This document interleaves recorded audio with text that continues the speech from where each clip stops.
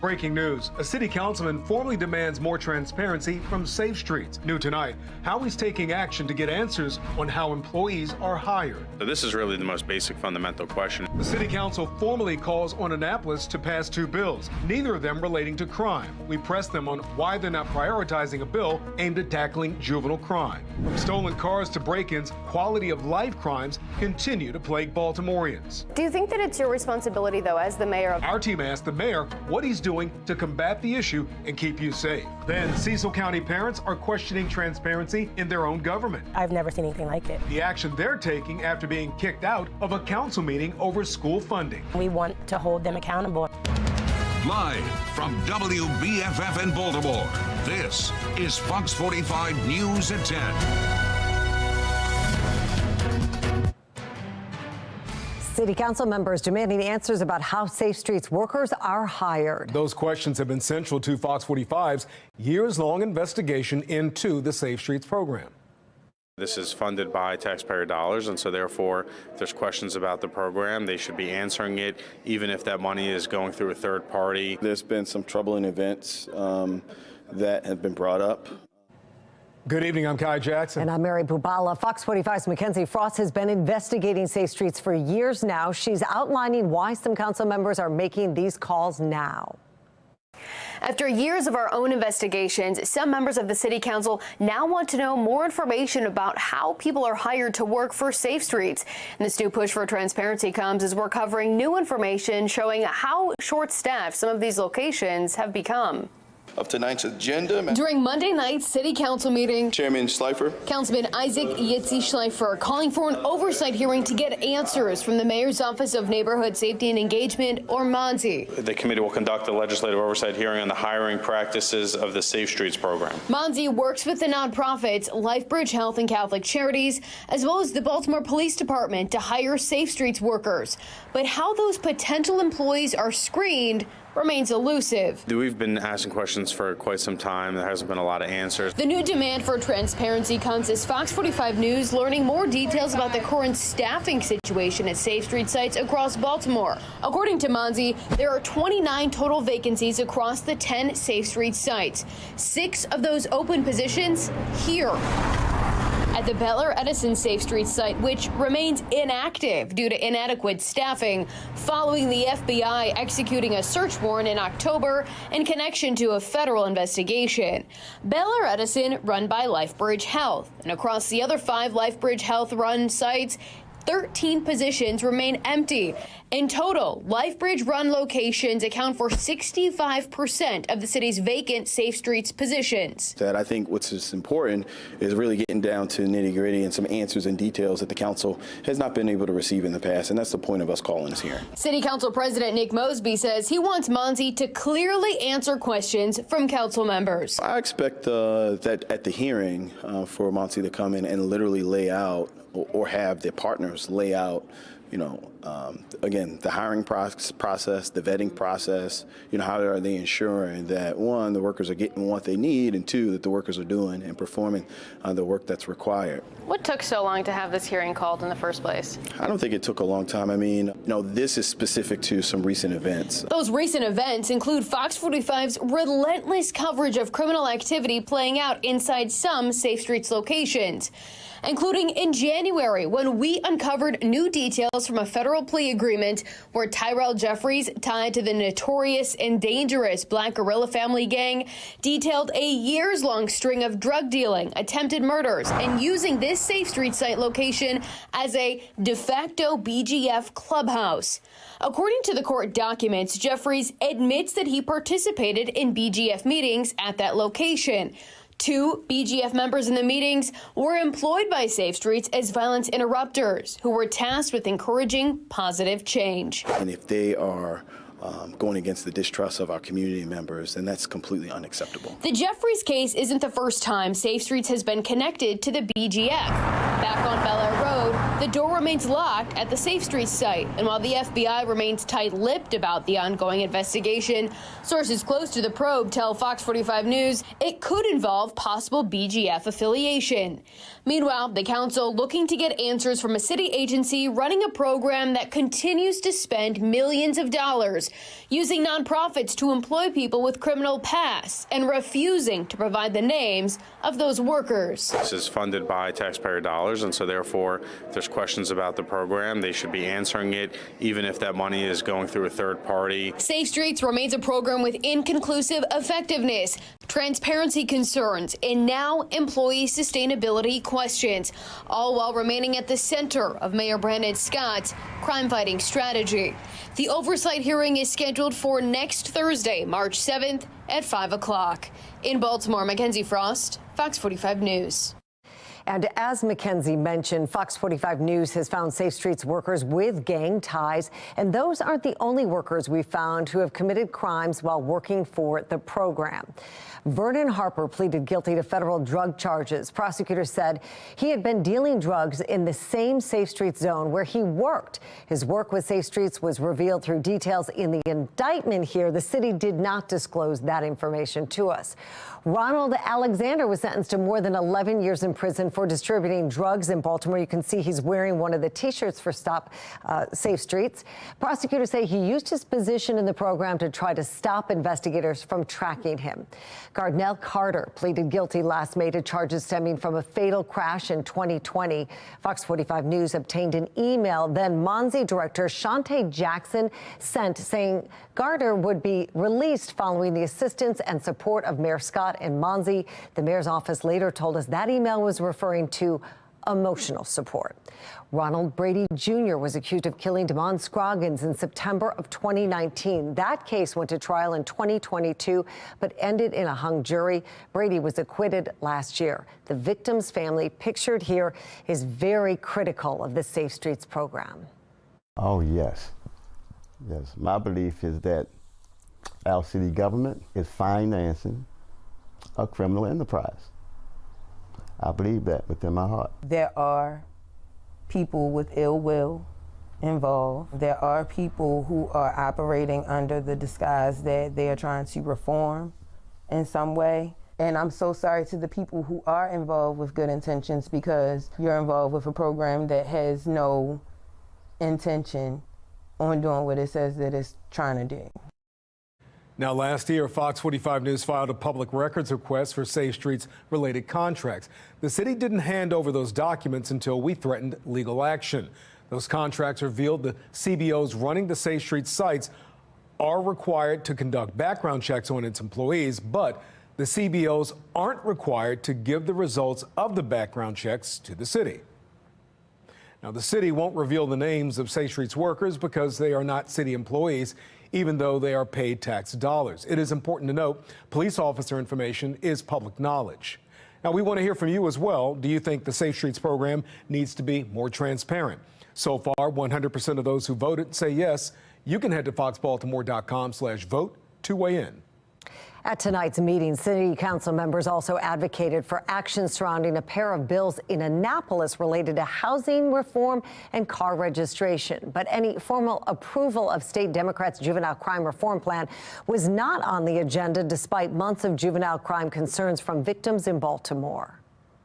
I felt like if there had been interventions or something put in place earlier, maybe this wouldn't have happened to me.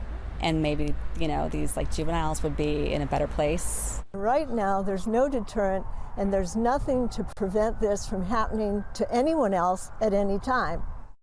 Well, Fox 45's Jeff Abel pressed council members on where they stand regarding the state's juvenile crime proposal. He joins us live with the very latest tonight. Jeff? Well, city council members made their support crystal clear tonight on two measures now moving through Annapolis, but juvenile justice reform was not one of them. Madam Clerk, if you could please call the roll. At City Hall, President Mosby. Cohen. There was almost overwhelming approval. Schleifer. Middleton. Torrance. Burnett. Tonight, city lawmakers voted to encourage state lawmakers to approve two bills now under review in Annapolis. What it basically does is it tries to prevent evictions. One measure would require landlords to have just cause before they can evict tenants. If you ride around the city, you see them. They everywhere. Another bill would crack down on out-of-state vehicles which are not properly registered in Maryland. The ayes have it. The resolution is adopted. The council's resolutions urging the passage of both state measures won widespread approval. Madam Clerk, if you could please call the bill. But there was another state proposal which city council members failed to mention. By the end of this General Assembly, we are going to have a bill that is going to be strong, that's going to focus on the key thing that I said any bill dealing with juveniles has to focus on, and that's accountability. On Tuesday, delegates are expected to vote on the governor's juvenile justice reform bill, and already both Democrat and Republican lawmakers and state's attorneys have endorsed the measure. But at City Hall, I have not read the governor's crime bill at all. There are a lot of bills. We can't get involved with them all. But in Baltimore, where the juvenile crime rate is reaching historic highs, council members insist the absence of public endorsement should not signal a shortage of support for juvenile reform. There's very few parts in that process that we can play a role. We know that the General Assembly is really taking a hard look at those bills, and we're very interested to see what comes out of that. Request for state action. But for now, evictions and license plates are drawing public support from this city council. The ayes have it. And it's earning almost unanimous approval. The resolution has been adopted. City council members say they have spent a considerable amount of time lobbying in Annapolis this session, and they will continue to do so. We're live tonight. Jeff Abel, Fox 45 News.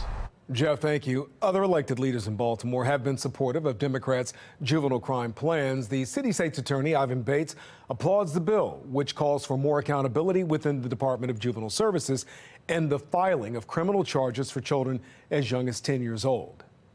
That just tells me great minds are thinking alike. It will have an impact because you will not see older people, older kids using and abusing younger kids. Because keep in mind, this is not once again about incarcerating young people, it's about also protecting young people. Democrats' crime plan also seeks to extend probation for young offenders, something DJS Secretary Vincent Schiraldi has spoken out against. Fox 45 News has done extensive coverage on the relationship between Secretary Schiraldi and state lawmakers. You can find our full reporting online at foxbaltimore.com. It's been another very beautiful day, but we are getting ready for the next weather maker. Notice it's still pretty dry around our region, but we're keeping track of this cold front that's leading to winter weather across parts of the country, and that's going to move in a couple days. But the showers start tomorrow, and they could impact your evening commute. So we're talking temperatures rising, but also with the chance for rain. Coming up, we'll have a closer look at the timing of the rain and how long the warmth lasts in my full forecast. Back to you. All right, Jasmine, thank you. Coming up on Fox 45 News at 10 o'clock tonight, parents in Cecil County are outraged and accuse the county council of breaking the law. How they say the council violated their rights. There are growing concerns about anti-Semitism on college campuses, this time at the University of Virginia. We'll take a look at the unrest there and tell you how it compares to what's happening right here in Maryland. And is Baltimore City doing enough to keep residents safe? Fox 45's Mackenzie Frost presses Mayor Brandon Scott on that question right after our break.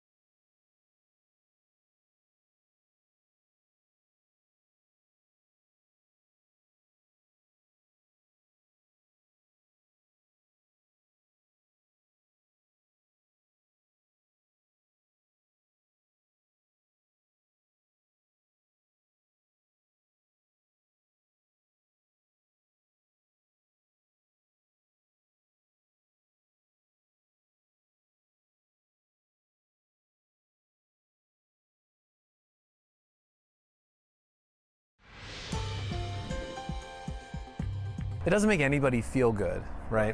To see someone walking down the street and see that they, you know, they may or may not match a description of people that are going around committing crime. Well, Baltimore residents growing more frustrated over quality of life crime in their neighborhoods, including robberies and car thefts. Mayor Scott says his administration is handling the problem the right way, but some of his opponents disagree. Fox 45's Mackenzie Frost explains. Mayor Brandon Scott says he's been talking about this before everyone else started to pay attention. But the reality is no one seems to be immune from some of these quality of life crimes in Baltimore. The crime coming over the police radio.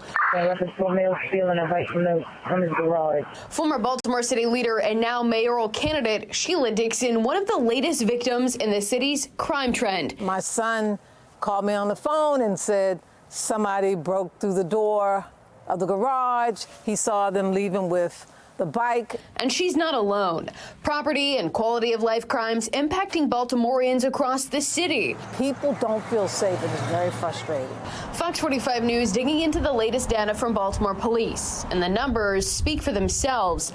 Homicides and non-fatal shootings down in Baltimore, but crime impacting communities' sense of safety, like car thefts and robberies, taking off. From January 1st through February 17th, the most up-to-date info from BPD shows 1,071 cars stolen in this city. That's an 82% increase compared to the same time period in 2023. And 2023 saw unprecedented numbers of stolen vehicles.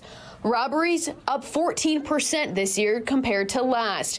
418 incidents have been reported to police this year. Monday, while rolling out details for Baltimore's Book Festival. Good morning, everyone, and happy Monday. We questioned Mayor Brandon Scott on what he's doing to curb these quality of life crimes. So are you going to change the way that you address quality of life crimes, given this continues to be a major problem for people? We're going to continue to focus on that. We, as an administration here, as the police department in Baltimore City, have always been focused on quality of life crimes. Mayor Scott touting his work to address other areas of the criminal justice system that he sees as part of the problem. But we pressed him again on what more he could be doing to search for solutions to a problem that he even says could impact anyone. Do you think that it's your responsibility, though, as the mayor of the major city in the state, to be more vocal about what is and is not working at the state level? I don't think I can be more vocal. Before anybody was paying attention to things like home monitoring, I was saying it. While the mayor has talked about home monitoring concerns and bringing more communication to all agencies about when criminals are released, he has not been publicly in front of the latest push for change in Annapolis, especially when it comes to juvenile crime-related issues. And what I'd rather have happen is that if they're going to touch the juvenile justice system, that then there are resources and interventions to make sure that that doesn't happen again. Councilwoman Odette Ramos says working with BPD to continue patrols is key. Are you satisfied with where things are in terms of the number of quality of life property crimes in the city? Well, we shouldn't rest on our laurels. You know, it definitely has increased. But is not giving the current administration a positive review of the current quality of life crime crisis. Meanwhile, this crime map shows how widespread these property crimes are. Those dots only represent crimes from the last 7 days. Zooming into that area near Patterson Park, one of Baltimore's gems. I'll illegally park on the smaller streets before I'll park on Patterson or Eastern. You can see the impact of these quality of life crimes. Last week alone, Fox 45 News finding 62 piles of shattered glass dotting the park's perimeter. It's a bad look for the city. It makes it look disgusting. But Mayor Scott continues to tell his constituents the problems stem from other broken parts of the criminal justice system. These types of quality of life crimes are quickly becoming a major topic in the campaign for mayor. And notably, Councilwoman Odette Ramos was with the mayor today as she was announcing the book festival coming to her district later this fall, but she has yet to make an endorsement in the mayoral primary. In the newsroom, Mackenzie Frost, Fox 45 News. Mackenzie mentioned the governor's response to an uptick in car crime, pointing the finger at other areas of the state, like laws in the judicial system. Rhetoric professor Richard Vatt says the mayor should be shouldering more of the accountability. I'm really struck by the fact that any mayor would say when there's a major problem, you've got to look elsewhere. That's not the answer. The answer is you set the tone. What are you going to do to change that tone in your city? Well, Vance also says the mayor's stance on those quality of life crimes could hurt his support in the mayoral primary. The latest poll from Lake Research Partners in Washington, D.C. has Sheila Dixon leading the mayor by 8 points.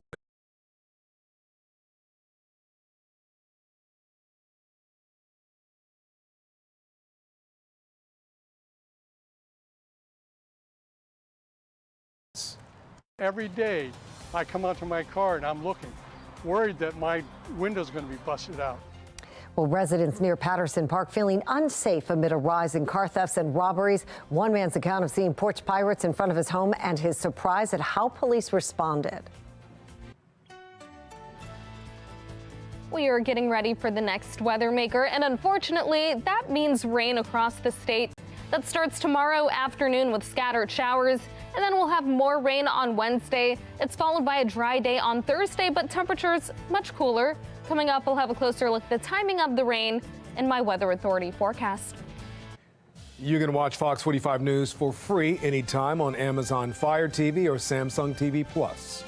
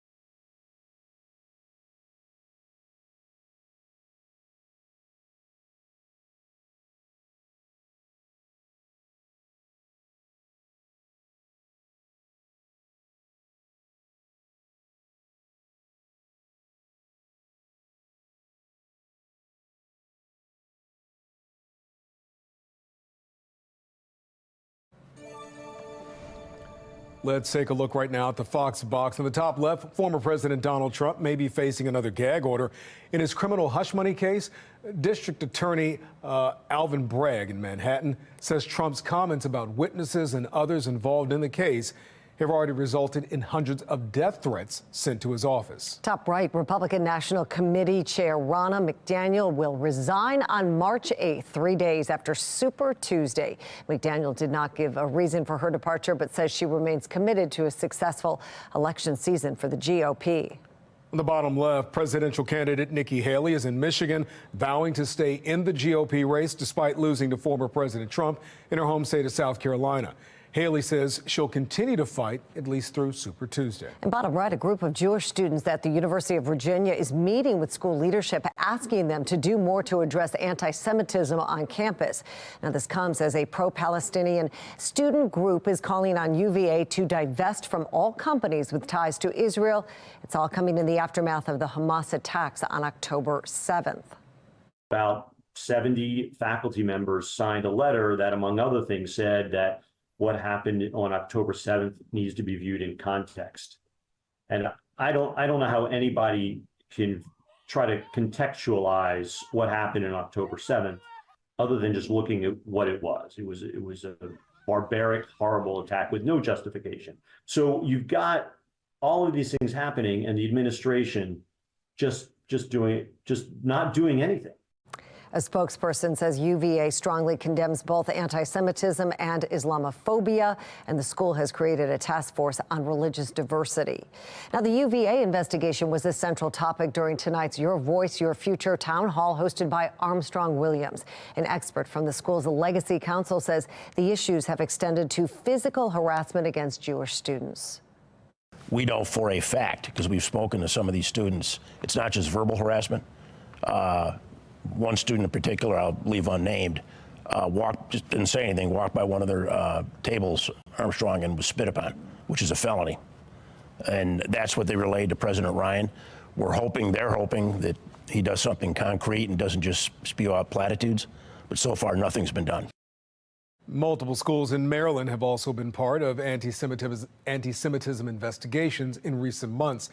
The University of Maryland is looking into a message referencing the Holocaust that was written on a sidewalk during a pro-Palestine rally in November. The student group that organized the rally said no one from their group was responsible. The U.S. Department of Education has opened a probe into Johns Hopkins University over its response to campus anti-Semitism. The department is exploring whether the school failed to respond to allegations of students being harassed because they were Jewish. Cecil County parents claiming they're not getting a seat at the table in the county's school budget talks. Ahead at 10:30, the legal action they're taking against the county council. And defending the right to learn, why one state lawmaker wants to give Maryland children the right to leave a failing school, and why some say it's not going to work.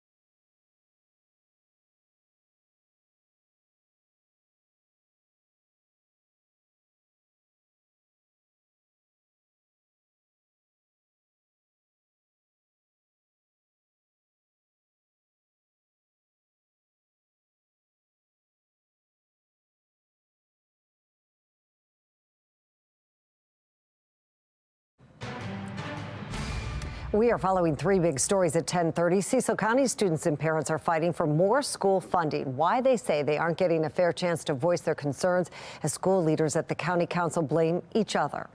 The case of a suspect in Baltimore police officer Kiana Holly's murder heads to trial more than 2 years after her death.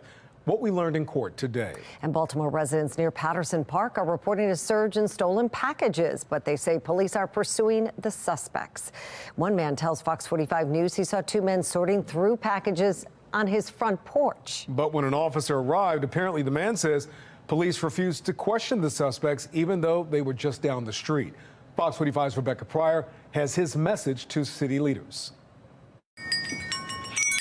In the back patio of Larry Houtz's Baltimore row home, high fences protect his pond, the bird he feeds, and his sense of security. We built this house like this as a sanctuary for us from the city. A calmness that leaves him every time he leaves his front door. Every day I come out to my car and I'm looking, worried that my window's going to be busted out. For the past 25 years, Larry says living just a few blocks down from the scenic walking trails inside Patterson Park provided a second oasis. But now, in the last 2 or 3 years, it has just gone downhill immensely. A rise in property crimes. Heck, the house right there that with the stucco there was broken into. Most notably, soaring car thefts and break-ins. By the Ukrainian church, dozens of cars broken into, windows smashed out. Shattering his sense of security and trust in Baltimore's police department to protect and serve. It's out of control. Over the weekend, Larry witnessing what he says was two men sorting through about a dozen stolen packages along Patterson Avenue. Holding stuff up, looking at it, putting it in another bag, putting the empty packages in a different bag. About 20 to 30 minutes after reporting the incident to BPD, they're still in the alley rifling through stuff. They had a lot of stuff. Larry claims an officer finally arrived. He says, "How do you know the packages were stolen?" I said, "Amazon packages?" And I said, "There they go, they're right there." According to Larry, the officer never approaching the men. Lackadaisy, whatever. Despite empty packaging still littering the ground and this photo Larry snapped of the alleged suspects in action. So this morning, I called Internal Affairs to find out, what's going on here. Internal Affairs told me, unless the police see them steal the item, there's nothing they can do. And I'm like, what?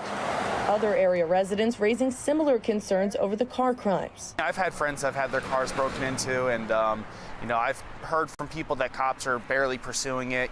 Many claiming unless a crime was clearly caught on camera, police not responding in person to file a report or investigate. My friend was definitely pretty frustrated because, he feels like, he's not being protected in this city. People just feel like they're being ignored and the police department doesn't care. Former Deputy Commissioner Jason Johnson. And that's a problem, and that flies right in the face of community policing, which of course is what everyone wants. Saying an inadequate response from BPD likely the result of inadequate staffing. Unfortunately, right now, the police department, they just simply don't have the resources necessary to commit time and effort to, property crimes, quality of life crimes. With this city currently more than 500 officers short. I hear it all the time about this crime being committed and this happening to this person and this happening to that person and nothing happening to the criminals. Larry among those calling on city leaders to enact change. They know nothing's going to happen to them. Do something. As he contemplates creating a new safe haven. We don't want to give it up. Outside of city lines. It's sad. It really is sad. Rebecca Pryor, Fox 45 News. We're following breaking news. We're hearing reports of a police presence at the Edmondson Village Shopping Center. It is not yet clear what exactly is happening there, but police have arrived. Fox 45 News has a crew on the way to the scene. We'll bring you any updates as they come into our newsroom. Baltimore's $500 million Harbor Place revitalization project is one step closer to the ballot. Tonight, the City Council advanced 3 bills, including an amendment to the city charter that would allow construction. The proposal includes new residential areas and more park space to replace the pavilions on Pratt and Light Streets. There will also be a final vote next week. If approved, the measure will appear on the city's ballots this fall. And the jury is now seated in the murder trial for one of the suspects in the murder of BPD officer Kiona Holly, who was shot in her patrol car in December of 2021. Elliot Knox was charged in Holly's murder, along with the murder of 27-year-old Justin Johnson a few hours later. He will be tried for both crimes in a joint case. Fox 45 News spoke to Holly's family at the courthouse today. They say they have been waiting a long time for accountability. It means that we are finally able to get justice, and then we know that we're going to be faithful and justice will be served. We're going to leave it over to God, let him do his work, and then we're going to wait until the end of the trial to see what happens. According to court documents, video footage and a license plate reader led police to Knox, who later admitted to being there for the murders, but he said his co-defendant, Tavon Shaw, was the one who pulled the trigger. Both sides are expected to present their opening statements tomorrow. A group of parents in Cecil County say they're being shut out of school budget talks as school leaders and the county council go back and forth over their education funding. Fox 45's Jessica Babb takes us through their complaints. The complaints come after a meeting earlier this month where the county council is accused of violating the Open Meetings Act. It's a law to make sure government meetings are open to the public. The rules are in place to make sure there's accountability and transparency in government, something residents in Cecil County are questioning. Cecil County parents and residents accusing the county council of violating state law after they say they were kicked out of a council meeting earlier this month. I've never seen anything like that before in my life. Police department ushered everyone out as was requested by the county council. They were there to voice their message. Fund the schools, asking county officials to allocate more money to the school system to avoid sweeping budget cuts. This is what community looks like. After this rally outside the Cecil County Administration Building, we will not stand by and allow our schools to crumble. They flocked inside, packing this room to address county council members during their meeting. That is, until Ryan Wazlewski stood up for public comment. He mentioned he was running for Cecil County Executive. Sir, I put my name on the ballot because of this disgrace. Sir, please address the council. With his time at the podium almost up. These last 10 seconds, please clap, be proud of yourselves, and let's make change. I'm going to make a motion. Can I have a motion to recess because we're out of order?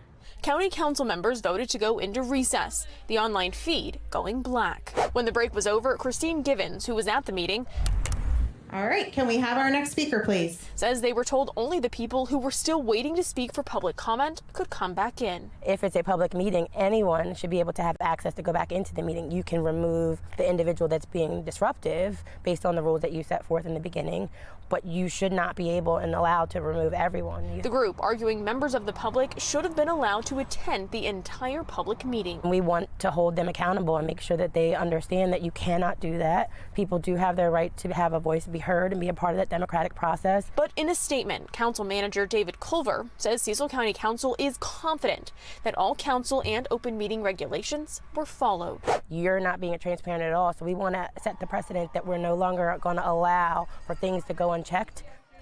Given said the goal is not to get anyone in trouble, but to prevent this from happening in the future. In Cecil County, Jessica Babb, Fox 45 News. Well, some lawmakers are pushing for a way to give kids stuck in failing or dangerous schools a way out. The Right to Learn Act would give students the chance to transfer out of a failing school. The bill classifies a failing school as one that has received a 1-star rating for 3 consecutive school years. Critics say the bill could lead to overcrowding at other schools and doesn't give schools time to improve. But supporters argue those schools have been given enough time already. Maryland spends and has been spending for more than 20 years a record amount of money on public education. And we redistribute money from the wealthy suburbs to those areas where, the schools are having issues. And that is an incredibly important thing to consider. So after 3 years, we're really not even talking about just the 3 years of 1-star school. These same schools have had issues for a couple of decades. And so enough already.